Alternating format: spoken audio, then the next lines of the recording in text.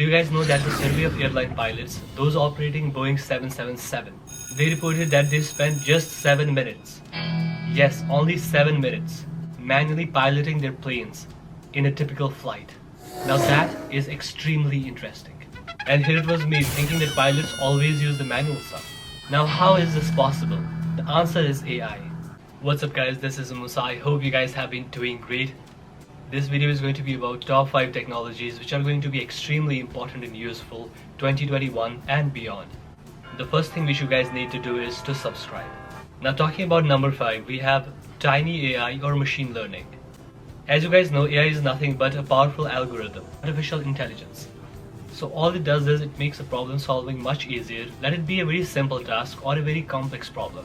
The machines or computers which actually mimic the cognitive functions that humans may actually associate with human mind. For example, problem solving or learning. So it's a program, a code, which is extremely powerful. Now the simple examples, autonomous operating cars. One more example can be when you listen to the music on your phone, you see different recommendations pop up on the screen for you. Let it be a song, a playlist or an artist. But the software understands you more with time and gives you more suggestions. So whatever social media nowadays we use, we see a lot of recommendations on our screens. This is nothing but AI. Now you may also have seen a number of chatbots or virtual assistants on a number of websites. You may more or less feel that you're talking actually to a real person, but it's nothing but AI. The same applies to your emails. You'll see different things sorted out automatically. Let it be the primary emails, the promotions, the social, and other different tabs. Now talking about successfully understanding the human speech, this is where actually the tiny AI becomes more important. Now here what happens is new algorithms are made to shrink existing deep learning models without losing their capabilities.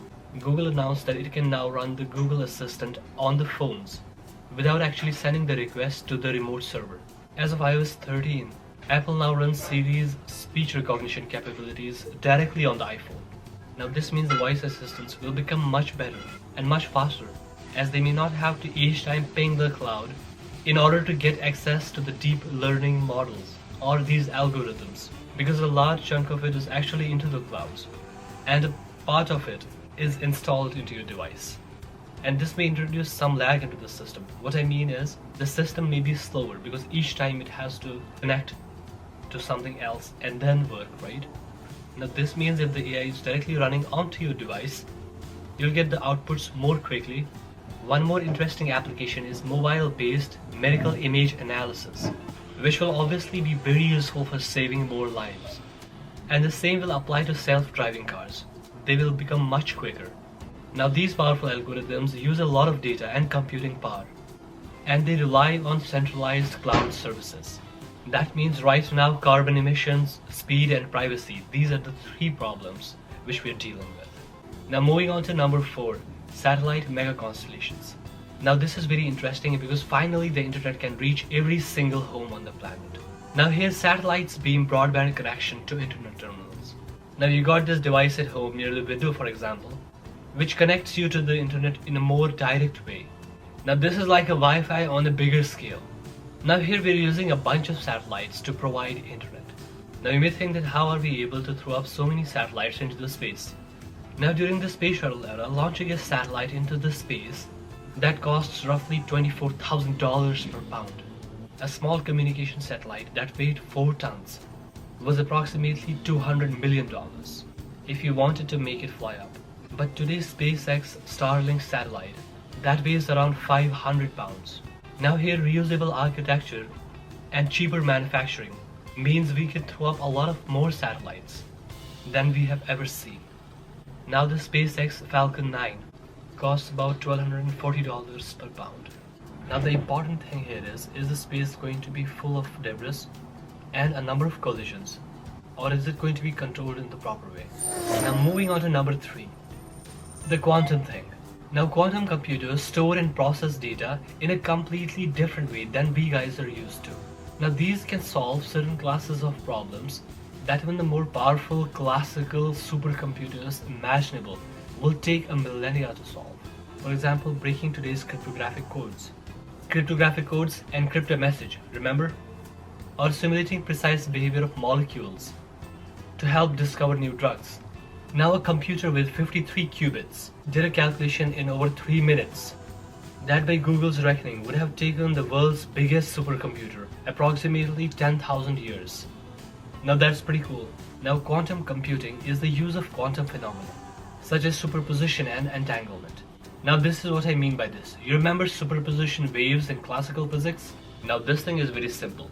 Take a look at this coin. Since this coin has two faces, that means in order to understand the whole thing, I need to have a complete picture of both the faces, right? The same concept applies to entanglement. So if you want to understand something completely, you've got to have both the sides. So this is a very simple example of entanglement. Now this house won't be complete if I don't have both these parts together, right?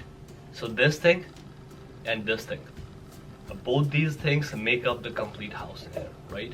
And you won't be able to understand the complete info if you don't have both the parts. Now having said that, we have also learned how to transmit a pair of photons through the fiber optics. To transmit pairs of photons across fiber optic cables in a way that protects the information encoded in them. And this process is again the entanglement. So that means even if you have access to one part, you won't be able to understand anything.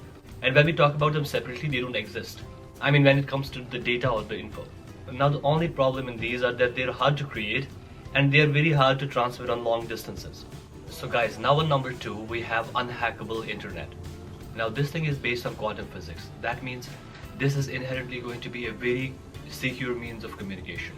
Now this technology relies on quantum behavior of atomic particles called entanglement. Now moving on to number 1. Now this one is extremely interesting. Hyper-personalized medicines. Now this is what people say, too rare to care. Now in this case, what I mean is, let's say there is a fatal disease, a unique type of genetic mutation for example, which has no treatment, and also there is no one actually studying the whole thing. So this may mean that we need to manufacture a drug completely for one single person. So this is a more personalized approach when it comes to medicine. A famous example would be drug Melastin. So here a girl actually received a treatment. It did not cure the illness 100%, but it did help to stabilize the condition in this case. So the new medicines may take the form of gene replacement, gene editing, or antisense, where we are trying to erase the erroneous genetic messages. Now can these things be done in a very digital fashion at a very digital speed? Because here we may be talking about inherited diseases. So here we are talking about how pharmaceuticals should be developed, tested and sold.